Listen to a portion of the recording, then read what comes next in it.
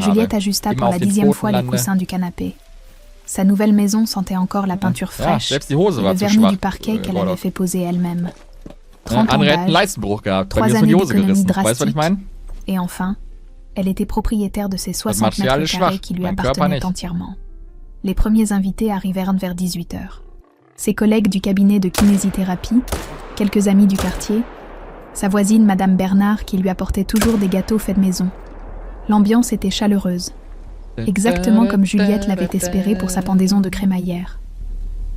Lucas arriva en retard, comme d'habitude. Il embrassa sa femme et s'excusa auprès des invités avec ce sourire charmeur qui avait séduit Juliette 3 ans plus tôt. Mais ce soir, quelque chose dans son regard la préoccupait. Une nervosité inhabituelle, une façon d'éviter son regard direct. « Maman ne devrait pas tarder », murmura-t-il à son oreille en l'enlaçant. Juliette sursauta légèrement. Christine, sa belle-mère, n'était pas exactement connue pour sa spontanéité ou sa générosité. En 3 ans de mariage, elle n'avait jamais manifesté le moindre intérêt pour leur couple ou leur bonheur. Ses visites se limitaient aux obligations. Noël, anniversaire, et encore, souvent avec des excuses de dernière minute. La sonnette retentit à 20h précises. Christine se tenait sur le seuil, impeccablement coiffée comme toujours, tenant un petit paquet enveloppé dans du papier doré. Elle portait son tailleur beige habituel et ce sourire poli qu'elle réservait aux occasions sociales. « Bonsoir Juliette. Félicitations pour cette acquisition », dit-elle en entrant, scrutant rapidement les lieux d'un œil professionnel. Lucas s'empressa d'embrasser sa mère, visiblement soulagé de sa présence. Juliette remarqua immédiatement que Christine tenait le paquet avec une délicatesse particulière, comme si son contenu était précieux ou fragile. Les invités se rassemblèrent naturellement autour d'elle quand Christine tendit le présent à Juliette. Le silence se fit, chargé de cette attente polie qui accompagne les moments de cadeaux en public. « J'ai pensé qu'il était temps de te transmettre ceci », déclara Christine, sa voix portant une émotion inhabituelle. C'est un héritage familial qui appartenait à ma grand-mère. Je crois qu'il te conviendra parfaitement. Juliette ouvrit délicatement l'emballage, consciente des regards braqués sur elle. À l'intérieur, nichée dans un écrin de velours bordeaux, se trouvait une montre vintage d'une beauté saisissante. Le boîtier doré brillait sous la lumière du salon, et le bracelet en cuir marron patiné témoignait de décennies d'histoire. Elle est magnifique, souffla Juliette, sincèrement émue. Mais quelque chose d'étrange attira son attention. Christine la fixait avec une intensité troublante, comme si elle attendait une réaction spécifique. Ses mains tremblaient imperceptiblement, et ses yeux brillaient d'une lueur que Juliette n'arrivait pas à identifier. Était-ce de l'émotion, de l'anticipation, ou autre chose? Lucas rayonnait de fierté à côté de sa mère, visiblement touché par ce geste inhabituel de générosité. Les invités applaudirent poliment, complimentant la beauté de l'objet. Juliette enfila la montre à son poignet.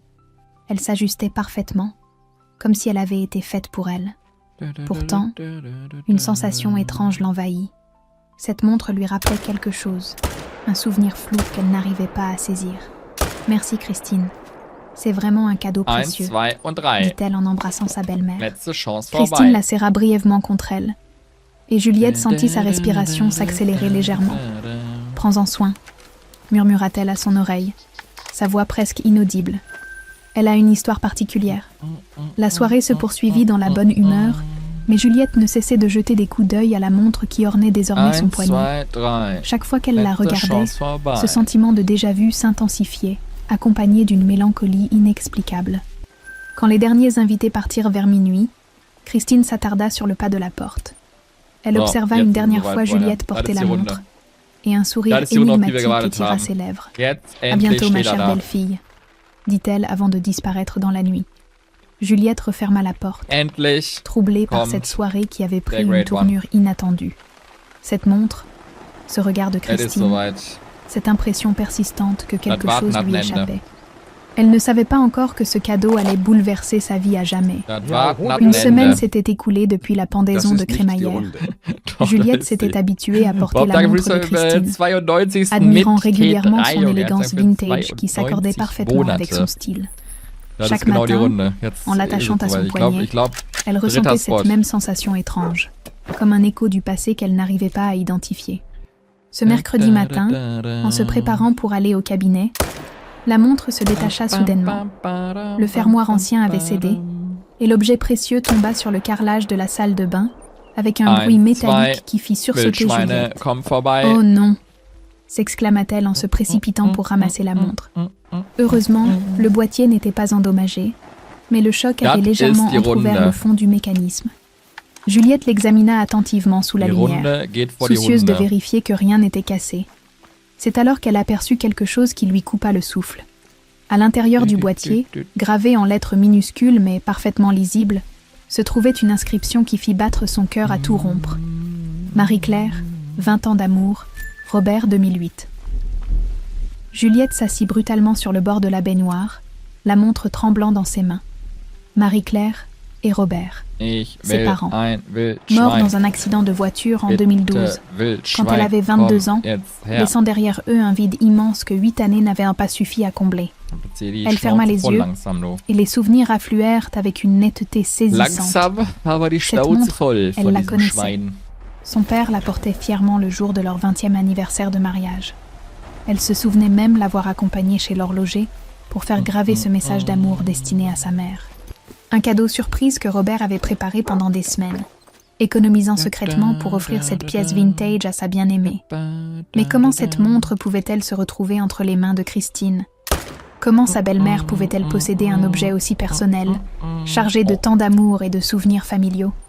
Juliette se leva d'un bond, la tête tournant légèrement sous le choc de cette révélation. Elle examina encore la gravure, espérant s'être trompée. Mais les lettres étaient là, indéniables, accusatrices. Son téléphone vibra. Un message de Lucas. « Bon mercredi, ma chérie.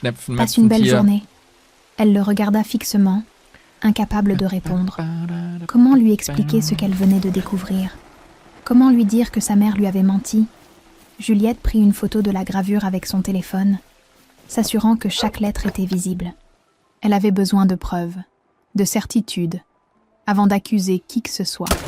Peut-être y avait-il une explication logique. Peut-être Christine ignorait-elle l'origine de cette montre. Mais au fond d'elle-même, Juliette savait que ce n'était pas un hasard. Cette sensation de déjà-vu qui l'habitait depuis une semaine prenait maintenant tout son sens. Son instinct l'avait alertée dès le premier instant. Elle appela le cabinet pour prévenir qu'elle arriverait en retard, puis s'installa à sa table de cuisine avec une tasse de café et son ordinateur portable. Il fallait qu'elle comprenne. Il fallait qu'elle retrouve la trace de cette montre, qu'elle découvre comment elle était passée des mains de ses parents à celles de Christine.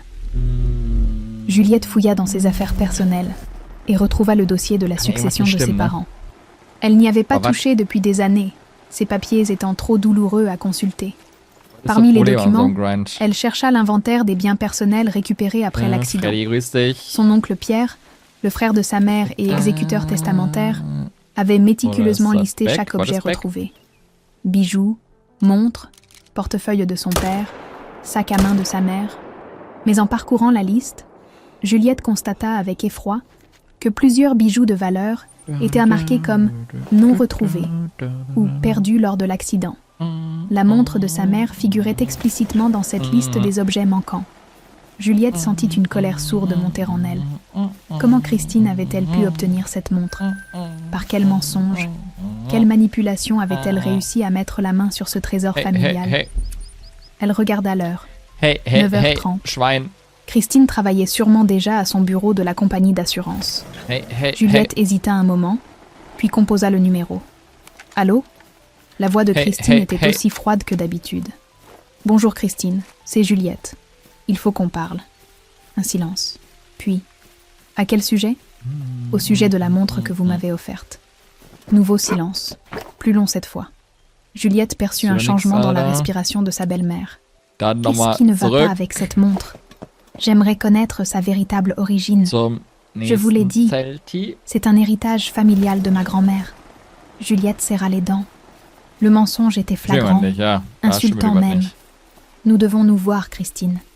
Aujourd'hui, je suis très occupée cette semaine. Alors ce sera ce soir, chez moi. Elle raccrocha sans attendre de réponse, le cœur battant. La vérité allait éclater, quoi qu'il en coûte. Christine arriva à 19h précise, son visage affichant ce masque de politesse froide qu'elle maîtrisait si bien. Mais Juliette remarqua immédiatement les signes de nervosité. Ses mains qui tripotaient nerveusement son sac, son regard qui évitait le sien, cette raideur inhabituelle dans sa posture. « Bonsoir, Juliette. Alors, que se passe-t-il avec cette montre ?»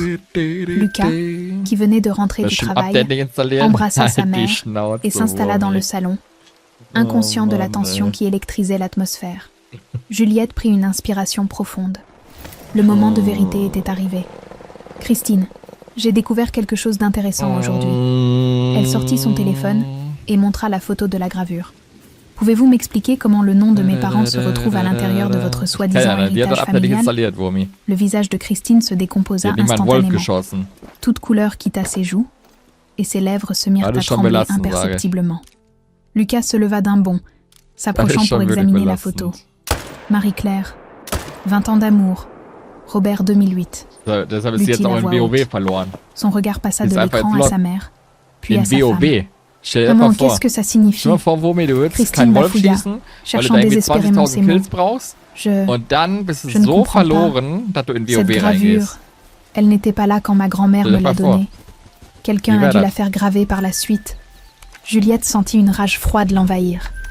Les mensonges continuaient, même face aux preuves accablantes. Arrêtez, Christine.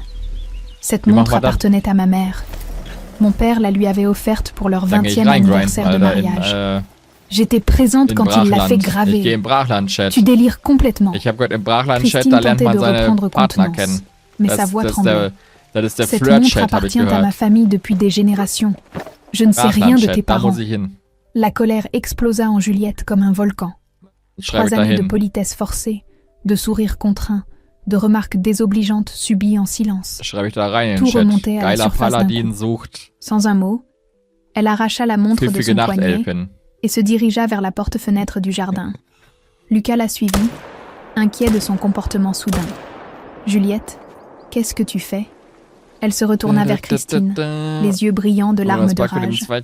« Puisque vous continuez à mentir, autant que cette mascarade se termine. » D'un geste brusque, elle lança la montre contre la margelle de pierre qui bordait le petit bassin. Le choc fut violent. Le boîtier doré éclata, projetant des fragments métalliques sur les dalles du jardin. « Non !» cria Lucas, se précipitant vers les débris. « Tu es devenue folle ? Comment peux-tu détruire un cadeau de maman ?» Juliette s'agenouilla et ramassa délicatement le morceau du boîtier, où la gravure était encore parfaitement visible. Elle le tendit à son mari, les mains tremblantes. Regarde bien, Lucas. Regarde cette gravure. Et dis-moi encore que ta mère dit la vérité. Lucas examina le fragment. Et Juliette vit son expression changer progressivement. La confusion laissa place à la compréhension, puis à l'incrédulité. Il leva les yeux vers sa mère, qui se tenait figée dans l'embrasure de la porte-fenêtre. « Maman, qu'est-ce que ça veut dire ?» Christine resta muette, pétrifiée par la vision des preuves éparpillées à ses pieds. Son mensonge venait d'exploser en 1000 morceaux, exactement comme la montre qu'elle avait si soigneusement planifié d'offrir. Juliette se releva, essoufflée par l'émotion, et fixa sa belle-mère droit dans les yeux. « Maintenant, Christine, vous allez me dire la vérité. Comment avez-vous eu cette montre ?» Le silence qui suivit sembla durer une éternité. Lucas tenait toujours le fragment gravé, incapable de prononcer un mot. Christine, acculée, cherchait désespérément une échappatoire qui n'existait plus. La vérité allait enfin éclater au grand jour. Christine resta silencieuse durant plusieurs secondes qui parurent interminables. Son regard fuyant balayait alternativement les débris de la montre et le visage accusateur de Juliette. Finalement, elle murmura d'une voix à peine audible. « Je ne sais pas comment cette gravure est arrivée là. Peut-être que l'horloger s'est trompé. Peut-être qu'il a utilisé un boîtier qui avait déjà servi. » Lucas secoua la tête, incrédule. « Maman, arrête. Cette explication ne tient pas debout. Je vous jure que je ne savais pas. » Christine éleva la voix, tentant de reprendre le contrôle de la situation. Cette montre était vraiment dans les affaires de ma grand-mère. Juliette la fixa longuement, puis déclara d'une voix glaciale. « Dans ce cas, vous n'aurez aucun mal à m'expliquer pourquoi cette montre figure sur la liste des objets perdus lors de l'accident de mes parents. » Le visage de Christine devint livide. Elle ouvrit la bouche, mais aucun son n'en sortit. Lucas regarda sa femme avec stupéfaction. Quoi ? Qu'est-ce que tu veux dire ? Juliette rentra dans le salon et revint avec le dossier de succession qu'elle avait exhumé le matin même. Elle l'ouvrit et pointa du doigt une ligne spécifique de l'inventaire. Là, montre dorée femme, bracelet cuir, disparu lors de l'accident, signé par mon oncle Pierre, l'exécuteur testamentaire. Lucas examina le document, puis leva les yeux vers sa mère. Christine semblait avoir vieilli de 10 ans en quelques minutes. Ses épaules s'affaissèrent et elle s'appuya contre le mur pour ne pas chanceler. « Maman ?» La voix de Lucas était chargée d'une déception profonde. « Comment as-tu eu cette montre ?» Christine ferma les yeux et soupira longuement. Quand elle les rouvrit, quelque chose avait changé dans son expression. Une résignation mêlée de défi. « D'accord. D'accord. J'ai effectivement trouvé cette montre après l'accident de tes parents, Juliette. Mais je n'ai rien volé. Elle était abandonnée. Personne ne s'en occupait. Abandonnée. La voix de Juliette était tranchante comme une lame. Dans les affaires qui devaient être détruites. À la fourrière automobile. Lucas fronça les sourcils. Qu'est-ce que tu faisais à la fourrière automobile ? Un nouveau silence pesant s'installa. Christine réalisait qu'elle venait de se trahir davantage. Juliette sentit son pouls s'accélérer. Elle tenait enfin un fil à tirer. Répondez à la question de Lucas, Christine. Que faisiez-vous à la fourrière ? Je travaillais là-bas à l'époque. Comme gestionnaire administrative pour la compagnie d'assurance.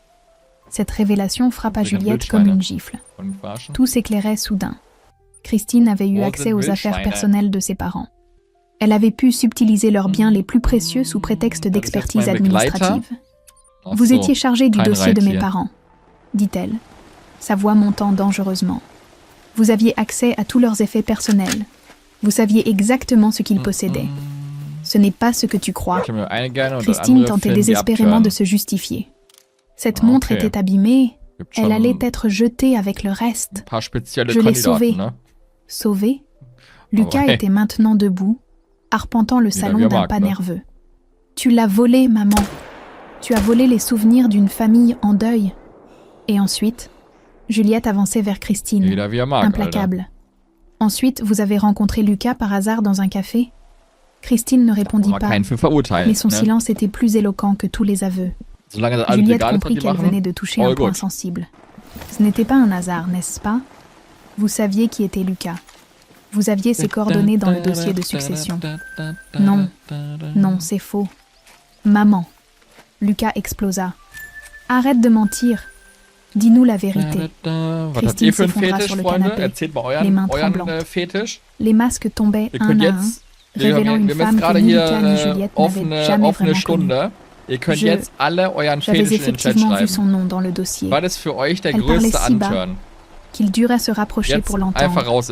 Il venait souvent à l'agence pour régler l'héritage de ses grands-parents. Je l'ai remarqué. Il était séduisant, disponible. Lucas recula comme s'il avait reçu un coup de poing dans l'estomac. Tu m'as manipulé depuis le début ? Notre rencontre, notre relation, tout était calculé ? Juliette regardait la scène avec un mélange d'horreur et de fascination. Christine n'était pas seulement une voleuse opportuniste. Elle était une prédatrice qui avait construit sa vie de famille sur un mensonge abject. Combien d'autres objets avez-vous volés, Christine ? Demanda-t-elle d'une voix dangereusement calme. Le regard de Christine se voila, et Juliette comprit qu'elle venait d'ouvrir une boîte de Pandore dont elle ne mesurait pas encore la profondeur. Le lendemain matin, Juliette se réveilla avec une détermination farouche. Christine était partie la veille, sans répondre à sa dernière question, laissant Lucas et elle dans un silence lourd de non-dit. Son mari avait passé la nuit sur le canapé, incapable de supporter l'idée de partager leur lit après les révélations de sa mère. Juliette avait pris sa décision. Elle allait mener sa propre enquête. Il était temps de découvrir l'ampleur réelle des méfaits de Christine. Sa première étape fut de contacter son oncle Pierre. À 68 ans, l'ancien comptable avait conservé une mémoire précise et méthodique. Il accepta de la recevoir dans l'après-midi, intrigué par l'urgence de sa demande. « Ma petite Juliette, ça fait plaisir de te revoir, » dit-il en l'accueillant dans son appartement ordonné. Que puis-je faire pour toi ? Elle lui expliqua la découverte de la montre et les aveux partiels de Christine. Pierre l'écouta attentivement, hochant la tête d'un air de plus en plus grave. Cette femme s'appelait comment, déjà ? Christine Moreau. Enfin, c'est son nom de jeune fille qu'elle a repris après son divorce. Pierre se dirigea vers son bureau et sortit un épais dossier cartonné. J'ai gardé tous les documents de la succession. C'était un dossier complexe à cause des objets manquants. Il feuilleta plusieurs pages avant de s'arrêter sur un formulaire administratif. Voilà. Christine Moreau, gestionnaire de sinistre à l'agence Bretagne Assurance. C'est elle qui supervisait l'expertise des véhicules et des effets personnels. Juliette sentit son estomac se nouer. Vous vous souvenez d'elle ? Très bien. Une femme froide, efficace. Elle posait beaucoup de questions sur votre famille, vos habitudes, votre situation financière. À l'époque, j'avais trouvé cela professionnel, mais avec le recul, Pierre marqua une pause, visiblement troublé par cette nouvelle perspective. Elle s'intéressait particulièrement à savoir si vous aviez un petit ami, si vous étiez proche de quelqu'un qui pourrait vous soutenir dans cette épreuve. Les pièces du puzzle commençaient à s'assembler dans l'esprit de Juliette. Christine ne s'était pas contentée de voler des objets. Elle avait étudié sa proie, planifié son approche. Oncle Pierre, avez-vous conservé la liste exacte de tout ce qui a disparu ? Il tourna plusieurs pages et lui tendit une feuille dactylographiée. Juliette parcourut la liste et son sang se glaça. La montre n'était qu'un élément parmi d'autres. Une bague en or avec diamants, des boucles d'oreilles vintage, un médaillon en argent contenant des photos de famille et même des documents personnels comme des lettres d'amour que ses parents s'échangeaient. Tout cela représentait une valeur sentimentale inestimable, murmura-t-elle. Et une valeur marchande d'environ 15 000 €, ajouta Pierre. J'avais signalé ces disparitions à la police, mais sans preuve concrète, l'enquête avait été classée. Juliette photographia la liste avec son téléphone. Elle avait maintenant une idée précise de ce que Christine avait volé à sa famille. En fin d'après-midi, elle se rendit à l'agence Bretagne Assurance. L'accueil était tenu par une femme d'une cinquantaine d'années qui la reçut avec un sourire professionnel. « Bonjour. Je cherche des informations sur une ancienne employée, Christine Moreau. Elle a travaillé ici en 2012. » Le visage de la réceptionniste se rembrunit légèrement. « Christine Moreau. Oui, je me souviens d'elle. Puis-je vous demander pourquoi vous la cherchez ? C'est ma belle-mère. Il y a eu un malentendu concernant des objets personnels de mes parents décédés. » La femme regarda autour d'elle, puis se pencha vers Juliette. « Écoutez, je ne devrais pas vous dire ça, mais Christine a été licenciée en 2012 pour des irrégularités dans la gestion des sinistres. » Le cœur de Juliette s'emballa. Quel genre d'irrégularité ? Des objets de valeur qui disparaissaient mystérieusement lors des expertises. Nous avions des soupçons, mais jamais de preuves formelles. Elle a négocié son départ pour éviter un scandale. Juliette quitta l'agence avec la certitude que Christine était une criminelle récidiviste. Mais la question qui la hantait maintenant était encore plus troublante. Combien d'autres familles endeuillées avaient été victimes de ces manipulations ? En rentrant chez elle, elle trouva Lucas assis à la table de la cuisine, fixant le vide. Il leva les yeux vers elle, et elle y lut une détresse profonde. « J'ai appelé maman aujourd'hui, dit-il d'une voix éteinte. Elle maintient sa version. Selon elle, nous exagérons, et tu es en train de monter une histoire de toutes pièces. » Juliette posa sa main sur celle de son mari. « Lucas, j'ai découvert des choses aujourd'hui. Ta mère a été licenciée pour vol. Elle a fait ça à d'autres familles. » Lucas ferma les yeux et respira profondément. « Ma propre mère. Comment ai-je pu être si aveugle ? Elle est experte en manipulation. Tu n'y es pour rien. Si. J'y suis pour quelque chose. » Il la regarda avec une détermination nouvelle. « Je veux t'aider à récupérer tout ce qu'elle vous a volé. Je veux qu'elle paie pour ce qu'elle a fait. » Juliette serra sa main plus fort. Ensemble, ils allaient faire face à Christine et exiger des comptes. L'heure de la justice avait sonné. Le samedi matin, Juliette et Lucas se rendirent ensemble chez Christine. Ils avaient convenu d'une stratégie. Confronter sa belle-mère avec toutes les preuves rassemblées, sans lui laisser la moindre échappatoire. Lucas avait insisté pour mener cette confrontation dans l'appartement de sa mère, sur son propre terrain, afin qu'elle ne puisse pas fuir. Christine les accueillit avec un sourire forcé, visiblement surprise de voir son fils accompagné de Juliette. Elle portait un chemisier impeccable et s'était maquillée avec soin, comme si elle se préparait à une bataille dont elle comptait sortir victorieuse. Quelle surprise! Entrez donc, j'allais justement préparer le café.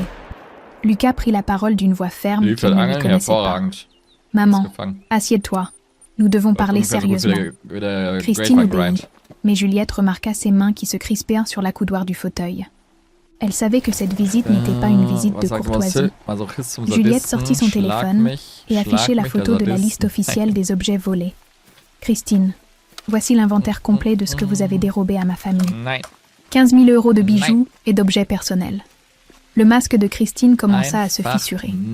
Ses yeux parcoururent rapidement la liste, et Juliette vit une lueur de panique traverser son regard. « Je ne vois pas de quoi tu parles. Cette liste ne prouve rien. »« Si, maman. » Lucas se pencha vers elle. « J'ai appelé ton ancienne agence hier soir. Ils m'ont tout raconté. Tu as été virée pour vol. » Cette fois, Christine pâlit visiblement. Sa respiration s'accéléra et elle se passa nerveusement la langue sur les lèvres. Qui t'a dit ça? Ils n'ont aucun droit, peu importe qui me l'a dit. Lucas fixait sa mère avec une détermination nouvelle. C'est vrai ou pas? Un long silence s'installa. Christine regardait alternativement son fils et Juliette, cherchant désespérément une issue. Finalement, ses épaules s'affaissèrent et elle laissa échapper un soupir de défaite. D'accord. D'accord, j'ai effectivement pris quelques objets après l'accident de tes parents, Juliette. Mais vous ne comprenez pas.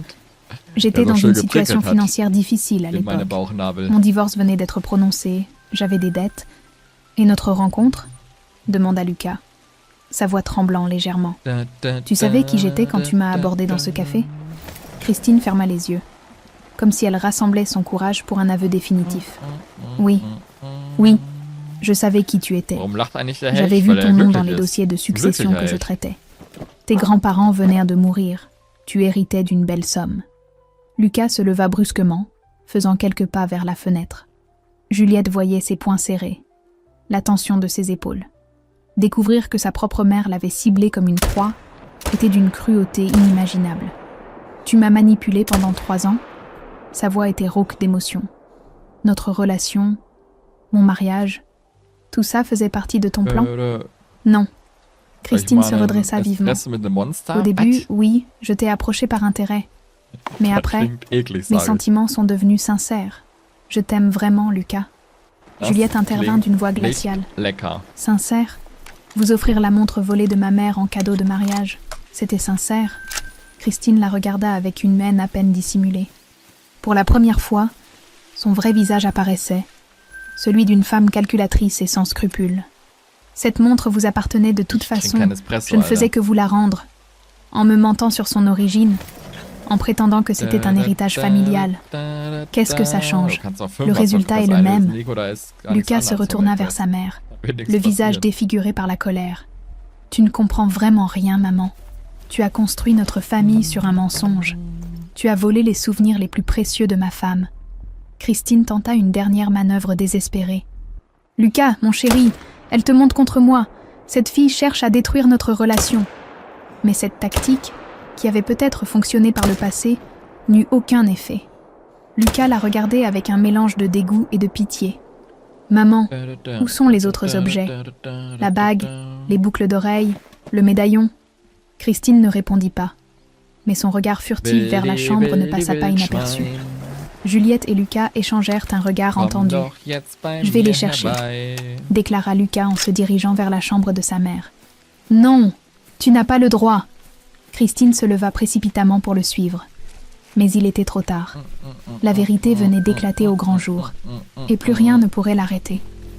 Juliette resta seule dans le salon, entendant les voix qui s'élevèrent dans la chambre. Bientôt, elle récupérerait les derniers souvenirs de ses parents. Bientôt, justice serait rendue.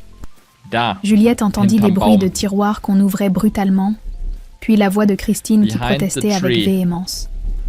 Quelques minutes plus tard, Lucas réapparut dans le salon, tenant dans ses mains une petite boîte à bijoux en bois sculpté. « J'ai trouvé ça caché sous son matelas, » dit-il, sa voix chargée d'une amertume profonde. Christine le suivait, les traits tirés, tentant encore de justifier l'injustifiable. Ces bijoux ne servaient à personne. Ils allaient finir dans un coffre, oubliés. Au moins, moi, je les ai préservés. Juliette prit délicatement la boîte entre ses mains. En l'ouvrant, elle découvrit des trésors qu'elle croyait perdus à jamais. La bague de fiançailles de sa mère, ornée d'un petit diamant qui brillait encore de 1000 feux. Les boucles d'oreilles en perles que son père avait offertes pour leur premier anniversaire. Et surtout, le médaillon en argent qu'elle cherchait depuis 8 ans. Ses mains tremblèrent légèrement quand elle ouvrit le médaillon. À l'intérieur, les minuscules photos de ses parents le jour de leur mariage la regardaient avec leur sourire éternellement jeune. Une émotion puissante la submergea, mélange de joie et de colère. « Comment avez-vous pu ?» murmura-t-elle, sa voix étranglée par l'émotion. Ces objets contenaient toute leur histoire d'amour, toute ma histoire. Christine, acculée, tenta une dernière défense. « Je n'ai jamais eu l'intention de vous faire du mal. J'ai gardé ces bijoux en sécurité. Regardez, ils sont en parfait état. » Lucas explosa. « Tu nous as menti pendant 3 ans. Tu as construit notre mariage sur le dos d'une famille en deuil. Comment peux-tu encore essayer de te justifier ?» Juliette referma délicatement le médaillon et le plaça contre son cœur. Sentir cette relique de l'amour de ses parents contre sa peau lui donnait une force nouvelle. « Il y a autre chose, n'est-ce pas ?» dit-elle en fixant Christine. « Cette boîte ne contient pas tout ce qui figure sur la liste de mon oncle. Où sont les lettres ?» Christine détourna le regard, et ce geste suffit à confirmer les soupçons de Juliette. Il y avait encore des secrets à découvrir. « Dans ton bureau, maman. » Lucas se dirigeait déjà vers la pièce adjacente. « Juliette, viens voir ça. » Elle le suivit et découvrit Lucas debout devant un secrétaire ancien, tenant une liasse de lettres jaunies par le temps. Des lettres d'amour que ses parents s'écrivaient pendant leur fiançailles, avant même sa naissance. Maman les conservait comme des trophées, dit-il avec dégoût. Juliette prit les lettres avec une délicatesse infinie. L'écriture de son père, qu'elle reconnaissait sur les vieilles cartes d'anniversaire, et celle de sa mère, si féminine et élégante. Ces mots d'amour qui lui avaient été volés contenaient une part de son histoire familiale qu'elle n'avait jamais connue. Elles me parlèrent de vous, dit-elle dans l'une des lettres de sa mère. Elles racontaient leurs projets, leurs rêves pour leur future famille. Pour moi. Christine apparut dans l'embrasure de la porte, les yeux rougis. Je ne les ai jamais vendues, ces lettres. Je ne pouvais pas. Elles étaient trop belles.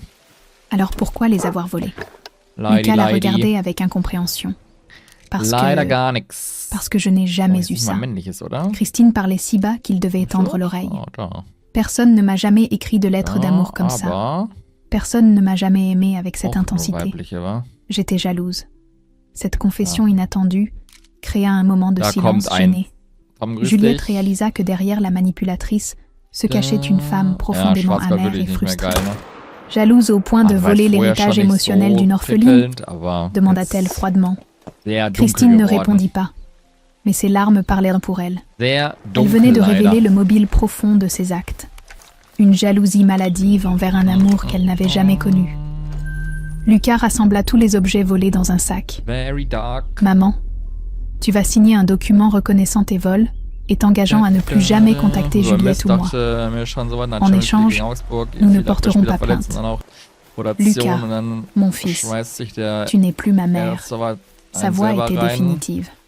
Une mère ne détruit pas la famille de son enfant par cupidité. Juliette regardait cette femme brisée qui avait failli détruire sa vie. Étrangement, elle ne ressentait plus de colère, mais une forme de pitié.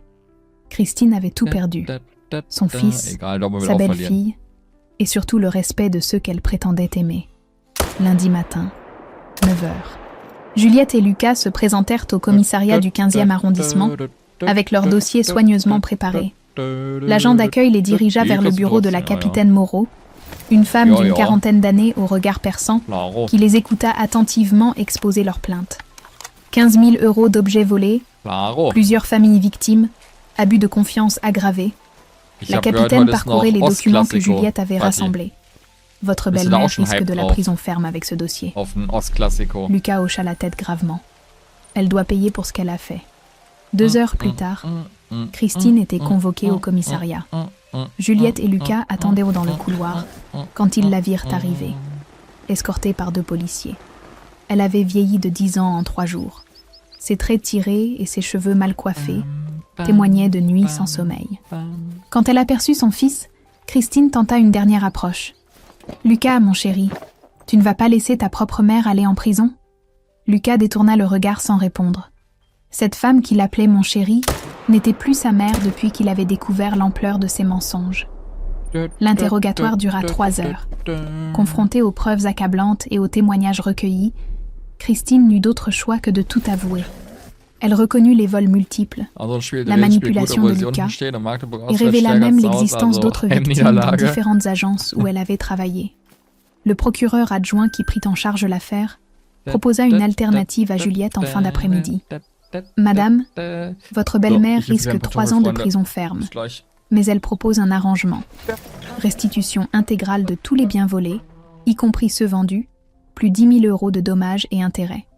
En échange, elle plaide coupable et évite le procès. » Juliette réfléchit longuement. L'argent ne remplacerait jamais les années de chagrin causées par la perte de ses souvenirs. Mais voir Christine en prison ne lui rendrait pas ses parents. Elle doit aussi s'engager à ne plus jamais nous contacter et à suivre une thérapie psychologique, ajouta-t-elle. « Accordé », répondit le procureur. 3 semaines plus tard, Juliette récupérait la totalité de ses biens familiaux. Christine avait dû vendre sa voiture et emprunter de l'argent pour racheter les bijoux qu'elle avait vendus au fil des années. La bague de fiançailles, les boucles d'oreilles, un bracelet en or et même des photographies que Juliette croyait perdues à jamais. Mais la découverte la plus émouvante fut un petit carnet en cuir rouge que Christine avait également dérobé. Un journal intime que sa mère tenait pendant sa grossesse, racontant jour après jour son bonheur d'attendre un enfant, ses peurs, ses espoirs pour l'avenir. Assise dans son salon, Juliette lisait ces pages jaunies avec des larmes de joie. « Lucas, écoute ça. Aujourd'hui, j'ai senti le bébé bouger pour la première fois. Robert a posé sa main sur mon ventre et nous avons ri comme des enfants. Notre petite fille va être si aimée. » Lucas s'installa à côté de sa femme et passa un bras autour de ses épaules. Elle avait raison. Tu as été aimée et tu le seras toujours. Cette épreuve, aussi douloureuse soit-elle, avait renforcé leur couple. Lucas avait choisi l'amour et la vérité plutôt que les liens du sang et les mensonges. Juliette avait retrouvé non seulement ses souvenirs, mais aussi une paix intérieure qu'elle pensait impossible. Christine, de son côté, avait disparu de leur vie. Condamnée à 18 mois de prison avec sursis et à un suivi psychologique de 2 ans, elle avait déménagé dans une autre région. Lucas avait reçu une seule lettre d'elle, des excuses maladroites qu'il avait jetées sans la lire entièrement. « Tu regrettes parfois ?» demanda Juliette un soir, en voyant Lucas contempler une photo de lui enfant avec sa mère. « Non », répondit-il sans hésitation. « J'ai perdu une mère qui n'en était pas vraiment une, mais j'ai gagné une femme extraordinaire et une famille fondée sur la vérité. » Juliette sourit et posa sa main sur son ventre encore plat.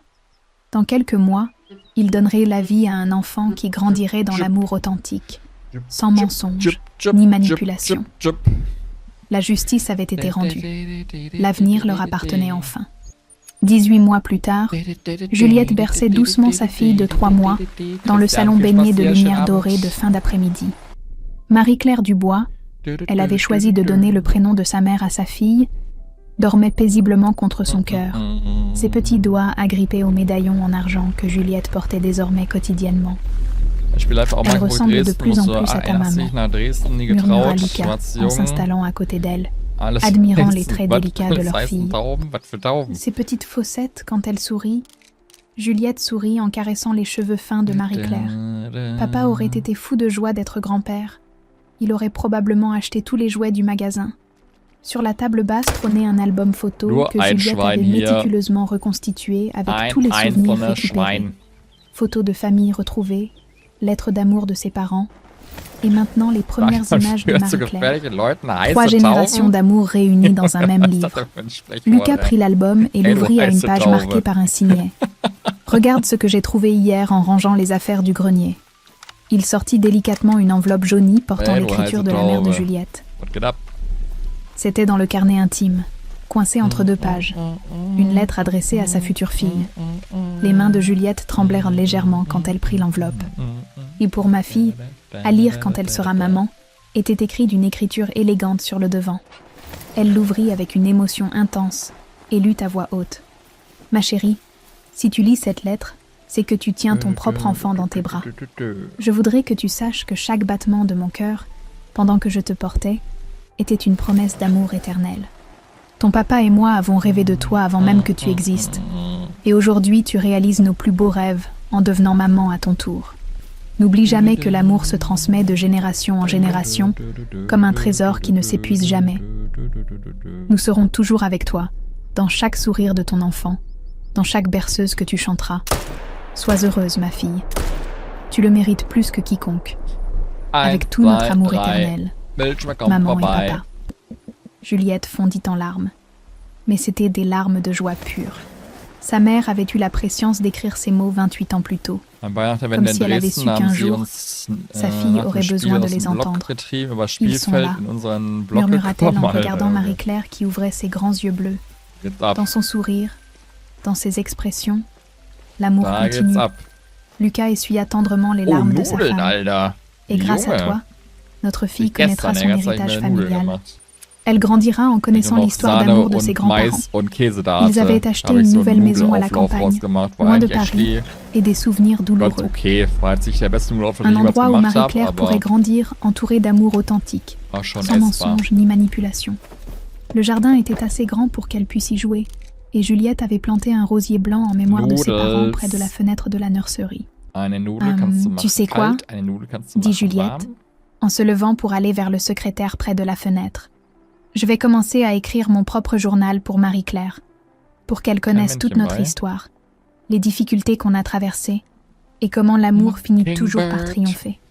Elle sortit un carnet en cuir neuf et écrivit sur la première page, pour Marie-Claire, ma fille bien-aimée, l'histoire de tes parents, de tes grands-parents, et de l'amour qui nous unit à travers le temps. Lucas la rejoignit et passa ses bras autour d'elle par derrière. Tous deux regardant leur fille, qui gazouillait joyeusement dans son transat. Qu'est-ce que tu vas lui raconter en premier ? Comment une montre brisée nous a menés à la vérité ? Comment parfois il faut détruire les mensonges pour laisser place à quelque chose de plus beau ? Et comment l'amour véritable survit à tout, même aux plus grandes épreuves. Au même moment, Marie-Claire émit un petit rire cristallin, comme si elle approuvait les paroles de sa maman. Juliette et Lucas échangèrent un regard complice, rempli de promesses d'avenir. Dehors, le soleil se couchait en peignant le ciel de couleur dorée. Dans cette maison remplie d'amour, une nouvelle histoire commençait. Une histoire où la vérité, l'amour et la justice avaient triomphé. Juliette regarda une dernière fois la photo de ses parents sur la cheminée, puis reporta son attention sur sa fille et son mari. Le passé était apaisé, le présent était lumineux, et l'avenir leur souriait. Elle commença à écrire dans le carnet. Il était une fois une jeune femme qui pensait avoir tout perdu, mais qui découvrit que l'amour ne meurt jamais vraiment. L'histoire continuait, plus belle que jamais.